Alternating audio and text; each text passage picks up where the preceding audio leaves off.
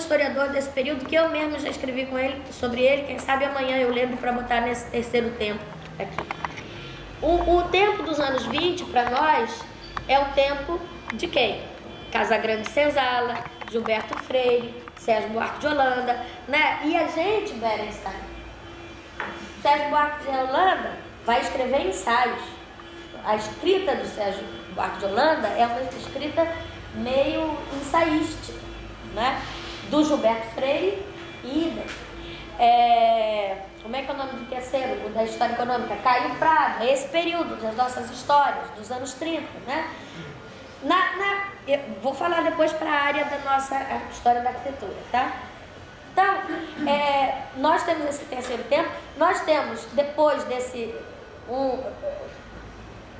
império, independência, miolo do século XIX, fim do século XIX, anos 20 e 30, nos anos 50, ele não fala 50, 60, ele já nem fala mais isso, né? Eu teria que parar para pensar, eu não sei se eu botei aqui, eu botei História das Mentalidades, é o período lá do Brodel. O Brodel não é a nova história, o Brodel é uma geração com outras ideias, com outro modo de temporalização, mas não é a mesma coisa que a construção deles todos como a escola dos anais, né? É lógico que a gente sabe que tem as gerações, mas não é só a geração, é um modo de pensar.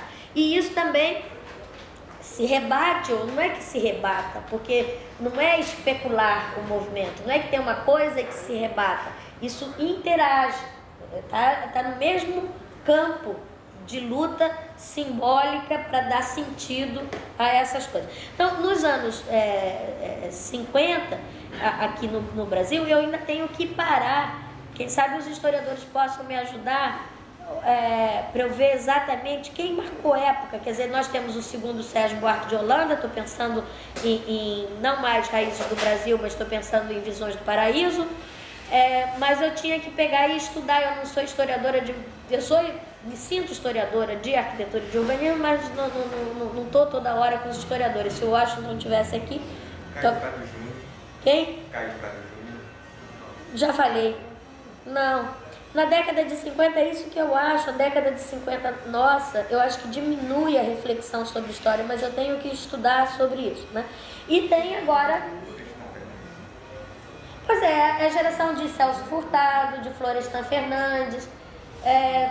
talvez, mas aí eu tenho que pensar como é que é. Não é essa história que está desconstruindo, né? E nós temos agora, e aí nós já temos essa história da década de 80 a partir de uma nova configuração epistemológica, e que é essa que está sendo produzida.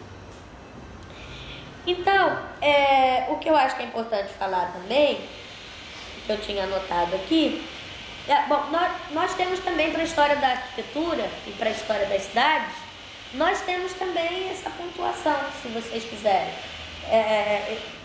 São momentos de ressignificação do campo epistemológico ou na ratificação de um modo de praticar a história ou nas tentativas de deslocamento desse modo hegemônico de contar a história, essas datas, né? De qualquer maneira, são momentos de luta na configuração do campo. Tipos de história, não sei se eu já falei também, mas eu acho importante essas três ideias que ele põe aqui, que primeiro foi adquirida essa ideia da separação da história e da memória. Depois ela seria transmitida, tá? E depois ela foi naturalizada como se ela existisse sempre. Não existiu sempre. A gente tem modos de relação com o passado, a gente tem modos de relação com o acumular-se da nossa experiência. E isso resulta de processos que são individuais e são coletivos. Isso resulta justamente do jogo de dentro do campo, de como é que certas coisas passam a ter sentido coletivamente e como elas são silenciadas coletivamente. E isso coloca em primeiro plano a ideia de ator. Na Escola de Altos Estudos, na Nova História, a palavra agente foi completamente abolida.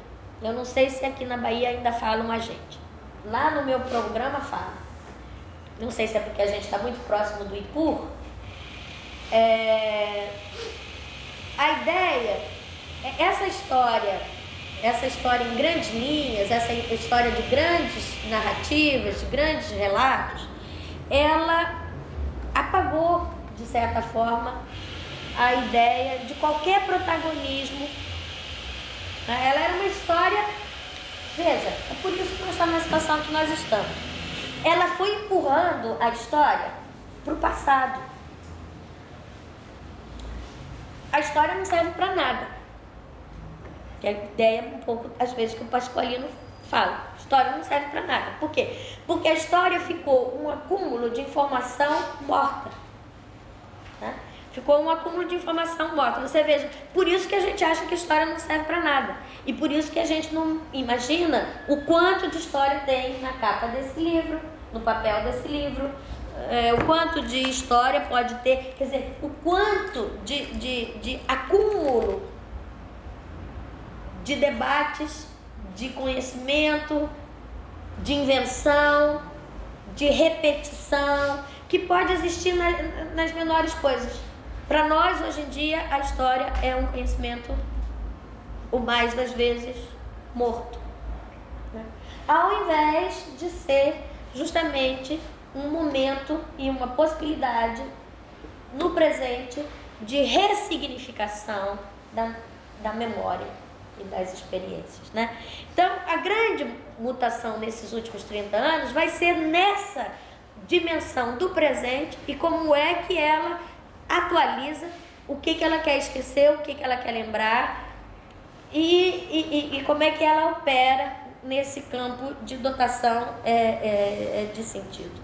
E nessa direção, o resgate da ideia de ator, a ideia de que todos nós participamos dessa experiência coletiva, que é esse intervalo que a gente chama de vida, né?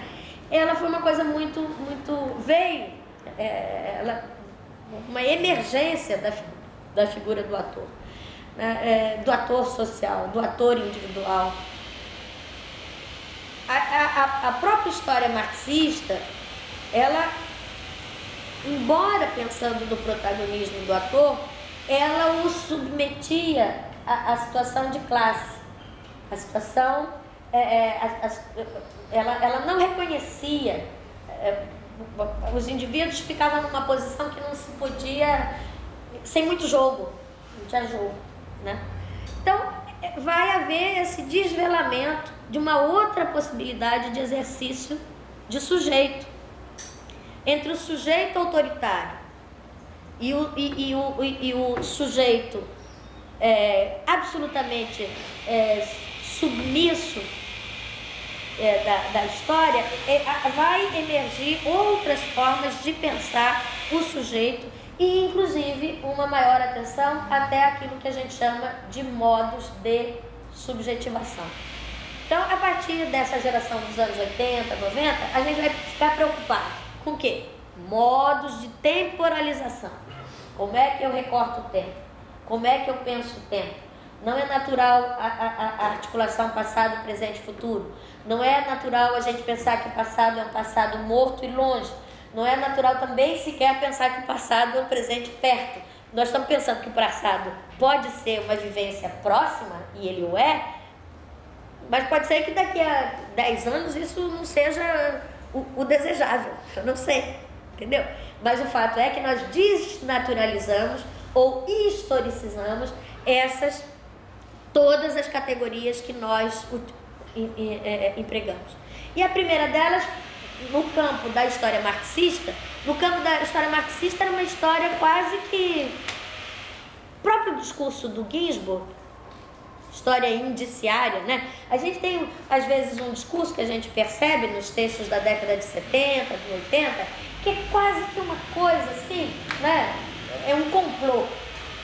A história, o Foucault tem isso, é um complô, né? Ali o sujeito está submetido a situações que já estão pré-determinadas. Muitas vezes, você pegando o livro, você compra. Não, eu sei, você vai falar. Mas você, dependendo da página que você está lendo, o livro que você está lendo. Então, ele justamente ficou nessa fronteira. Tá? Então, muitas vezes você tem esse sujeito que não tem saída quase. Se não é... Quer dizer, que está ajudando a desconstruir, mas naquela história marxista ele é ator, mas ao mesmo tempo ele está submetido. Tem essa dupla. E ele tem só expressão se ele é grupo. Se ele é grupo e é classe. Mas tem uma subjetividade e um modo de subjetivação que também se declina. Né? Agora também essa palavra é uma palavra da moda. Não sei se já está sendo usada aqui. Declinar. Declinar é igual um verbo, né? Eu, tu, eles, nós, vós, eles. Então aquela terminação, lembra que a gente é... Eu amo, tu amas, o S. Ele ama, nós amamos, né? Então, o mesmo sujeito, a gente descobriu que pode se declinar e a gente tem que prestar atenção como é que ele está sendo declinado, se a gente quiser construir o comum. Como é que ele está sendo declinado e quando ele está muito alto ou quando ele está muito rebaixado. Justamente as posições, as situações, as condições, né? Em certos momentos é preciso subir, em outros momentos precisa abaixar. Agora, a única coisa é que o grau de instrumentalidade de certas noções, elas mesmas, que eram noções que a gente utilizava antes dos anos 80, como a noção de agente. Você pega textos dos anos 70, 80, você vai ver, ainda hoje, até nos textos, comecem a prestar atenção, vocês vão ver como ele aparece, né? Essa noção de que nós somos protagonistas da história, somos atores na história, nós contribuímos na construção coletiva da história. Isso foi uma conquista muito recente e daí o uso, inclusive, dessa palavra ator. Ela era uma palavra dos anos 80? Não. Ela era uma palavra que já havia aparecido na década de 30. Se vocês forem ler Lewis Mumford, que é um livro, é um texto nosso, já fiz esse exercício, né? A história da cidade do Lewis Mumford, só para dar um exemplo, é uma história universal, né? É um grande relato, vai saindo lá da aldeia, vai andando. Mas tem vários méritos na história, ele está lutando. E um dos méritos justamente é até mesmo a ênfase que ele coloca nessa noção de ator. Né? No nosso campo, já que eu falei do nosso campo do Lewis Mumford, e já está daqui 10 minutos acaba, e aí eu volto com isso talvez amanhã, eu disse que uma coisa, olha só como é complicado quando a gente é da área de arquitetura e urbanismo. E nesse ponto, eu sofro muito, porque os grandes intelectuais que estavam pensando arquitetura e urbanismo na França da década de 80, 90, eles sofreram, e os grandes intelectuais, eu não sei onde que eles estão. Os de 80, 90, ou na França ou na Itália, eu não estou vendo onde eles estão. Na nossa área de arquitetura e urbanismo. Aqueles que estavam tentando.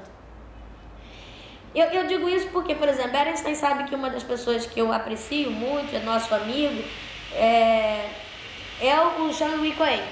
Com certeza o Jean-Louis Cohen está praticando uma forma de história que vem dessa história aqui que nós estamos discutindo. Vamos chamar de nova história para facilitar. Dessa outra forma de praticar a história, tá? Mas, eu não sei, na Itália, o Donatella Calabria está fazendo exatamente como também ele está fazendo, como eu estou fazendo, como a gente está tentando fazer com a cronologia, pensar como estamos fazendo com esse seminário aqui. Mas eu não estou vendo, estou achando que a gente está desagregado. E os grandes historiadores, aqueles que potencialmente foram criados nessa geração, lá na França, eu não estou vendo onde é que eles estão. Lógico que tem alguns na área de arte. Nós mesmos acabamos de acompanhar um pouco os seminários do Didier Huberman. Mas os historiadores daquele período, que tem um pouquinho minha idade, ou mais velhos do que eu, uns 5, 10 anos, eles estão todos diluídos hoje em dia. Um Yves Lambois. Por quê? Porque por conta da diáspora econômica. Muitos deles saíram da França, foram para os Estados Unidos e ficaram diluídos dentro do sistema norte-americano. Então hoje eu não estou vendo um foco. Eu não sei se vocês estão pensando em alguém, vocês podem me ajudar, vou anotar aqui para pensar. Por exemplo, nos Estados Unidos, um dos caras que eu acho que é interessante, que eu tenho que estudá-lo mais, é aquele David Letterbarrow. Não sei se vocês conhecem. Ele é um cara muito interessante, gostei muito dele porque ele começou a me ajudar. Eu já havia pensado isso, mas ele me ajudou a pensar mais sobre o problema da arquitetura como uma natureza morta, né? Que é aquilo que eu falei no primeiro dia, que a arquitetura, a historicidade da arquitetura, a gente pensa que a arquitetura é nova quando ela inaugura, né? Quando a obra inaugura. A casa está novinha em folha. Não, já está super datada, porque ela foi construção, porque ela foi projeto, e cada um desses processos ele já tem a temporalidade dele e ela não é sincrônica, né? Então as conquistas muitas vezes já tem a própria cabeça das pessoas que estão projetando, tem vários atores que estão envolvidos na fatura da obra. Então quando a obra nasce, ela já está velhíssima, né? E a gente pensa que está inaugurando. E o Letterbarrow tem um livro que trabalha sobre essa ideia de ruína, de arruinamento, ou de temporalização, ou de simples reflexão sobre o tempo. Mas eu acho que no mundo hoje tem poucos que estão pensando nessas questões todas aqui.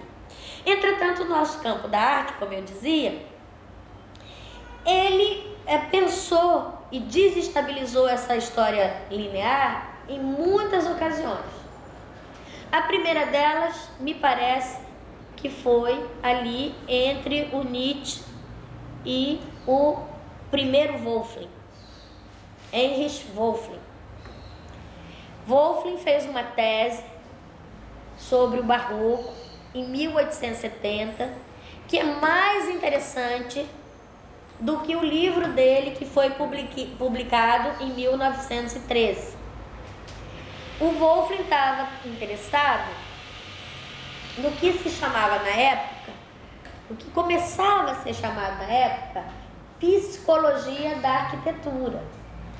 Por quê? Porque vocês têm que imaginar que a psicanálise não existia ainda e, portanto, a investigação do que passa pela cabeça das pessoas estava naturalizado, isso não era um problema. E por que não era um problema?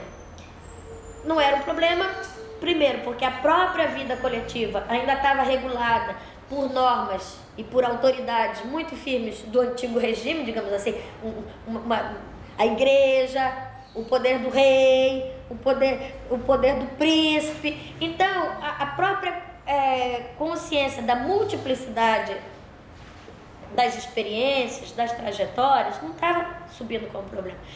Mas o Wölfflin teve uma ideia muito interessante, que foi estudar o Barroco. Você sabe que essa expressão estilística de chamar uma certa arquitetura barroco tinha surgido uns 60, 70 anos antes do Wölfflin. E o Wölfflin, menino, lá em 1870, escreveu essa tese, onde ele vai tentar pensar que existia duas formas, e já era um avanço ele pensar que tinha duas, porque a história só contava que existia uma. Então, quando ele colocou duas, já tinha sido uma maravilha, né? Ele começou a pensar que existiam duas formas de história, de arquitetura.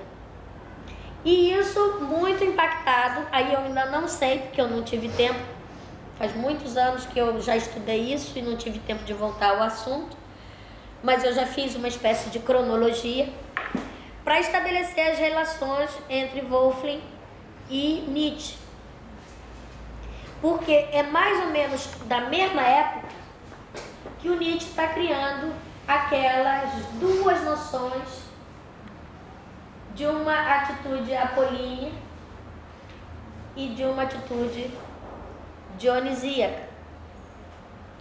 E o Wolfling está estabelecendo que existem dois tipos de arquitetura, uma apolínea e que é a certeza da forma, a outra que é a dúvida da forma e que ele chamou uma arquitetura pitoresca. Por que ele chamou de pitoresca? Porque ele quis dizer que esse tipo de arquitetura, que é o barroco,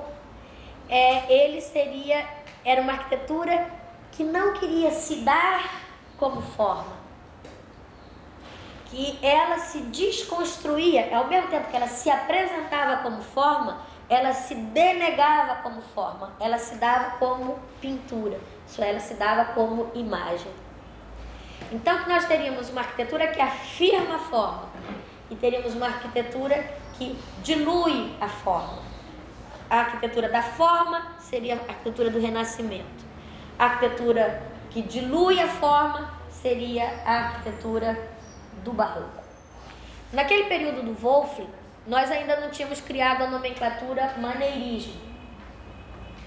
Só existia, o Barroco é que estava começando, só existia uma única arquitetura e começou esse estudo de aqueles que afirmam o frontão, aqueles que diluem o frontão, aqueles que afirmam o plano, aqueles que diluem o plano, aqueles que negam o corpo, aqueles que exigem o chamamento do corpo, aqueles que convidam a que você faça uma imersão e aqueles que retêm a imersão, né? Então, esse livro do Wolfling, isso, que bom. Ô, Bera, isso aí, por que você não existe sempre na minha vida? Você está vendo? Condições de possibilidade. Nós duas juntas, ninguém aguentava conosco, sabe por quê? Eu sou lerda. Então, para eu escrever, demora muito. Ela é rápida. E sabe o que ela faz? Ela pega as coisas que eu escrevi, que eu acho que ainda não estão boas, porque como eu tenho uma ideia de perfeição horrível, né? Fui educada em colégio religioso, estudei muitos jesuítas, me ver, sei lá o quê. Então, eu fico para escrever uma linha, assim. Aí ela vai lá, pum, pum, pum, pum, vai fazendo, vai botando a vida na vida, né? E então, aí não deixam, aí percebem que nós duas juntas temos muito poder, aí a gente tem que ficar separada 2.000 quilômetros. Porque aí também eu encho o saco dela. Você acha que eu deixo ela escrever qualquer coisa? Vai ver, vai perguntar para ela como é que a gente briga quando vocês não estão presentes. Ela sabe disso. Aí fala, você essa linha daqui, você não está vendo que aqui você está falando e aqui você está desmentindo que você escreveu aqui. Mas é rico, é uma maravilha. Olha só, botou lá. Então, terminando, o Wolfling estabeleceu, é lindo o livro do Wolfling, porque o Wolfling vai nos ajudar a entender toda a nossa arquitetura do período colonial. Ela vai entender essa coisa do desmanchar-se de uma arquitetura que está ali, mas ao mesmo tempo ela sabe ser atravessada pelo tempo.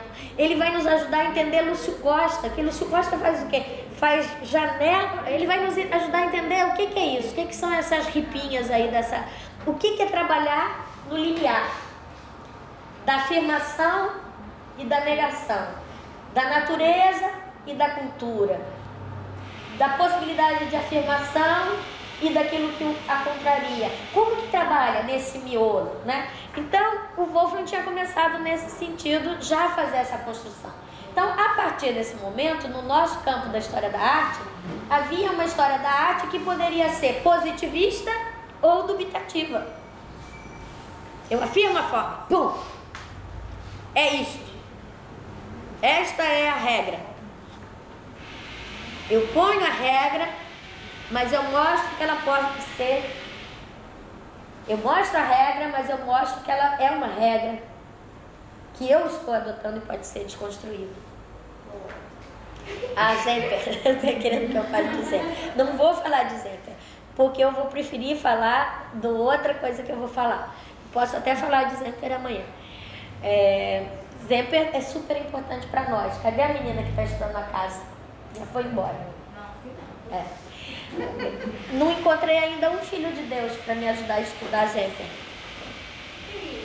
Zemper vai ter muita ligação aqui com o Brasil, ele vai fazer o projeto do nosso primeiro teatro municipal, ele vai ter muita ligação com Wagner, ele vai ter muita ligação com Nietzsche, porque vocês sabem que Wagner e Nietzsche, eles foram para a Suíça, e eles foram para Zurique, e eles foram morar em Zurique, igual eu falei que as cidades não são iguais, tem certas cidades que em algum momento elas estão muito próximas, e elas estão próximas, e a gente tem que entender que nós, alguns pedaços do Brasil, conversam com algumas cidades do mundo. Então, Zurique é uma cidade que é onde está a sede dos congressos internacionais. Cadê a menina do Comomo? Não está aqui. É uma sede dos congressos internacionais de arquitetura moderna. É uma cidade que vários dos nossos pedaços históricos têm interação diretamente com o campo, com a nebulosa intelectual de Zurique. E Zurique é uma terra de asilo para muita gente. No período que Wagner foi perseguido, vai para Zurique e aí encontra com Nietzsche, aí ficam amigos até 1870, uma coisa assim, porque Nietzsche era admirador de Wagner, gostava dele, então colou no pé dele. Aí depois ele mesmo já acha que o Wagner está muito pretensioso, briga, se separa, e o Zemper está lá andando nessa coisa toda. Mas eu não vou entrar nisso aí, eu vou entrar primeiro nessa visão de história polar. Certeza da forma, dúvida da imagem. Renascimento e Barroco. E nesse período também, logo depois desse período, isso é mais ou menos 1870, por aí. Então no nosso campo nós já começamos a desestabilizar isso bem fortemente nos países de língua alemã. E por que nos países de língua alemã? Porque os países de língua alemã tiveram que inventar palavras, né? Então eles começaram a ter que ficar prestando muita atenção no que estava sendo dito. Igual nós temos que prestar muita atenção se o que eles estão falando serve ou não serve. Então a gente também tem uma capacidade de reflexão quando a gente o deseja, que tem potência. Mas aí as coisas são menos naturalizadas para nós às vezes. Então, o segundo momento de desconstrução dessa visão linear da história também se dá conosco, quando a história começa a ser pensada como looping, como montanha-russa, mas uma montanha-russa que vai e que vem, né? Um looping é aquele movimento que vai e volta, né? Vai e volta. Então, uma história como uma espiral. A ideia de a história em ciclo, história cíclica. Então, ao invés de ser uma linha, né? A história não é uma linha, a história são dois polos. Wolfling, Nietzsche, Wolfling. A história não é uma linha nem um polo, a cidade é uma repetição. Mas não é uma diferença, é uma repetição apenas. Ela vai, ela volta. Vai, ela volta. Vai, ela volta. Tem uma figura muito importante aí nesse período que isso é quando? Mais ou menos a ideia da história em ciclos. Por isso que aparece tanto quando a gente estuda no Rocha Pombo, nos grandes historiadores, os ciclos da história do Brasil. O ciclo do ouro, o ciclo do não sei, a ideia de ciclo. Né? Por quê? Porque é a palavra que está sendo discutida ali nos anos 20, 30, também tem um viés que está pensando nesses ciclos. Tá? E então que a história se repete. Às vezes muda a base produtiva, mas ela está repetindo. Ou ela se organiza por essas repetições. Né? Na nossa área de História da Arte, e Arquitetura e Cidade, uma das figuras importantes nesse período foi um cara chamado Eugênio Dors. O Eugênio Dors, Eugênio D-O-R-S, era um português, mas um português que morou em Portugal, mas ele não era de ascendência portuguesa, agora esqueci de onde que ele é. Mas o Eugênio Dors, por conta de ter morado em Portugal e era leitor dessas coisas todas desses alemães, ele começou a imaginar que ao invés de haver dois princípios fundamentais na arte, duas formas de história, apolínea e dionisíaca, afirmação, denegação, certeza, dúvida, que haveria momentos na história que ele e antes dele, o outro que eu esqueci, o Alois Riegel, começou a pensar que a história poderia ser e que a arte poderia ser orgânica. algo, fazer um paralelo da história com o próprio, um paralelo de natureza biológica, o nosso próprio corpo, né? Nós como indivíduos. Tem um nascimento, tem uma cristalização, morre. Tem um nascimento. Então, o que aconteceria? Haveria oposições, mas no interior das oposições, os movimentos nasceriam, atingiriam o seu clímax, e depois que atingiu o clímax, morre. Tá? E aí começa outro. Então, a oposição se daria, a certeza e a dúvida, porque no interior da dúvida, duvidou. Então começa de novo a ter certeza. Aí a certeza fica muito dura, aí quebra a certeza, volta a ter dúvida. Ou se quiser pelo outro lado, tem certeza, começa a duvidar, vai. Então, estão entendendo essa ideia da repetição e do ciclo? O Eugênio Dawes, dentro de uma história que continuava, uma história universal do homem, o Eugênio Dawes foi lá na Babilônia e começou a estudar e pensou, aqui foi afirmação, aqui foi negação, aqui foi afirmação, aqui foi negação. Aí ele foi colocando a história humana inteirinha como períodos de barrocos e períodos de certeza das coisas, forma. A gente observa isso, por exemplo, nas análises, no próprio estudo do barroco, na nossa nomenclatura da história da arquitetura. Como é que é apresentado? É o Renascimento, depois um período de confusão e de dúvida, o barroco, depois um período de certeza, que é o neoclassicismo, depois um período de dúvida, que é o ecletismo, depois um período de certeza, que é o movimento moderno, depois um período de dúvidas, como a gente está aí agora. Você está entendendo como isso está imbricado na nossa cabeça e a gente não discute, nem fala nas salas de aula sobre isso. Isso daí toma forma ali nos 1920, no período lá do terceiro tempo do Nohar, mas que eu já acho que é quarto tempo. Então nós já estávamos discutindo como quebrar essa bendita ideia de linearidade da história. Então, através de uma história orgânica, crescimento polar, orgânica, crescimento, vida e morte, história cíclica, né? A gente já vinha quebrando isso no nosso campo da história. E emergindo também essa possibilidade de compreensão da história justamente como uma possibilidade do que é possível pensar. Esse viés ensaístico também, ele aparece ali na década de 30. O que é possível dizer sobre tal coisa? O que é possível pensar? Né? Então isso vinha acontecendo já na década de 30. É lógico que uma guerra, eu ainda não sei quantos anos nós vamos poder precisar para a gente curar as feridas intelectuais da Segunda Guerra, da Primeira e da Segunda Guerra Mundial. Porque a primeira foi horrível.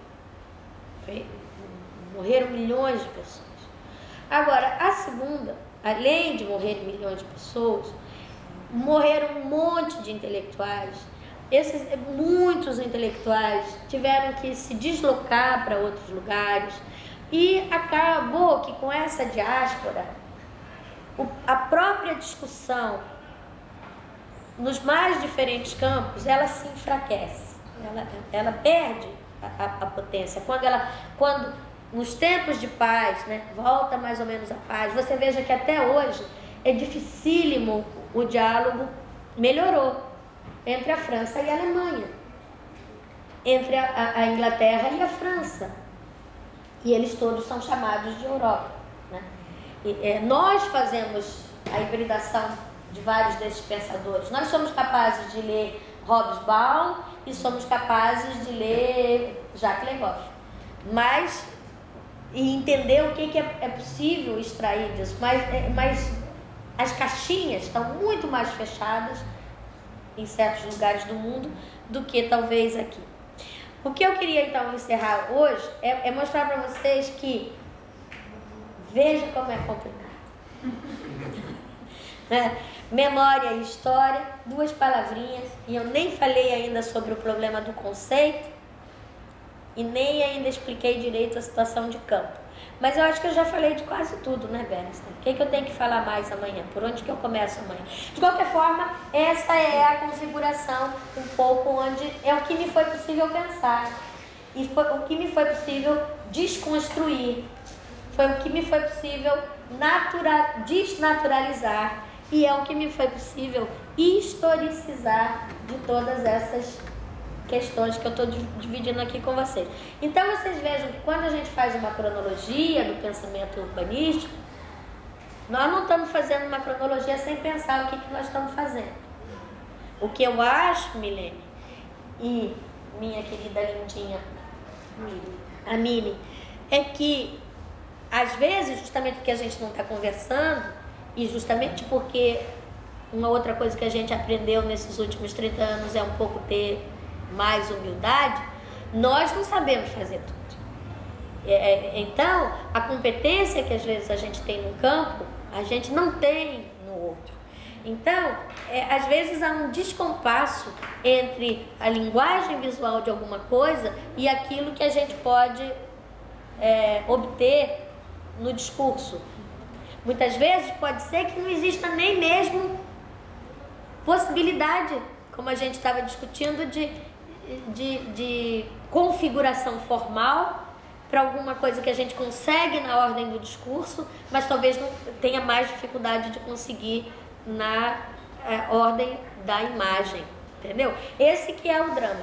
O que fica para a gente agora é, sobretudo, eu acho que desses últimos 40 anos, dessa grande mutação epistemológica do qual nós somos filhos, é justamente uma atitude cada vez mais crítica em relação aos instrumentos que a gente usa, né?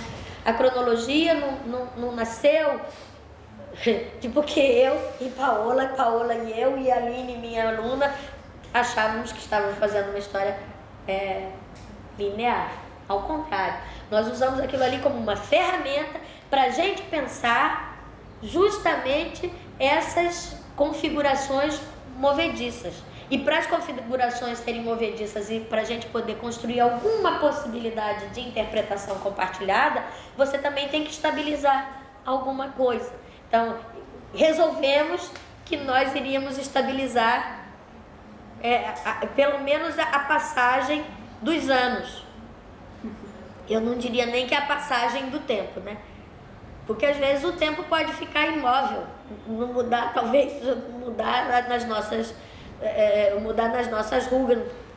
O tempo pode ficar imóvel também, né? Não muda a nossa maneira de pensar. Tem muita coisa também que fica fixo, né? Mas a gente resolveu que ia ficar fixo ali como um metro, igual uma reguinha, a gente ia usar a régua dos anos. E que aí ia observar as nuvens de conceitos, as nuvens de certezas, as nuvens de dúvida, as nuvens de cidade, as nuvens de relação, de amizade, de sociabilidade, de interação social. Quer dizer, aquelas reguinhas permitiam múltiplas leituras. Agora, como traduzir isso? Eu não sei, tá? Eu vou encerrar que já estou morta. Vocês também, o professor Pascoalinho já está quase dormindo. E ele está na minha frente, eu vejo, é ótimo, eu quero sempre na frente, porque ele é meu termômetro. Quando eu estou aqui falando bobagem, ele é meu termômetro. Eu espero que tenha sido pelo menos instigante para vocês, como problema, como eu não sei o que foi essa nossa conversa. Aliás, não foi uma conversa, foi um monólogo. Então, eu pediria, eu vou deixar essa xerox em francês com a Paola.